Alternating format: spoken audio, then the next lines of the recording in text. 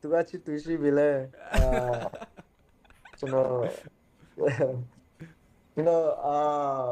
ဖင်ထိုးချက်ကျွန်တော်ချစ်သူလိုပဲသူက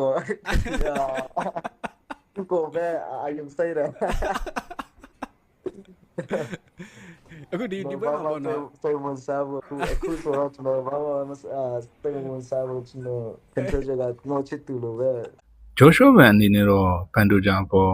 သူ့ရဲ့ချစ်သူရေးစားတယောက်လိုကျူးဆိုင်မှုအပြည့်အဝထားပြီးအာယုံဆိုင်နေတဲ့အကြောင်းကိုမြန်မာဖိုင်ရဲ့ပဲကန်ရှင်တူဖြစ်တဲ့ကိုအောင်နိုင်စိုးနဲ့အင်တာဗျူးမှာဖြေကြားထားပါတယ်။အင်တာဗျူးအပြည့်စုံကိုတော့ကိုအောင်နိုင်စိုးရဲ့ 5page ဒါမှမဟုတ်ရင်မြန်မာ Sport Facebook page မှာတွားရောက်ကြည့်ရှုနိုင်ပါတယ်။ဂျိုရှိုးဗန်ဟာ UFC Octagon ရဲ့နာမည်ကြီးအစီအစဉ်ကြော်ညာတင်ဆက်သူဖြစ်တဲ့ Bruce Buffer နဲ့အင်တာဗျူးတစ်ခုမှာလည်းသူ UFC ရောက်ပြီးကြရင်သူ့ရဲ့ဖုန်းစကရင်မှာချန်ပီယံဖြစ်ရမယ်ဆိုတဲ့စာကိုရေးသားပြီးအဲ့ဒီစာကိုမနေ့တိုင်းဖတ်ပြီးသူကသူချန်ပီယံဖြစ်ဖို့အမြဲအမှတ်ရနေအောင်သတိပေးတယ်ဆိုတဲ့အကြောင်းကိုသူရဲ့အင်တာဗျူးမှာဖြေကြားထားပါတယ်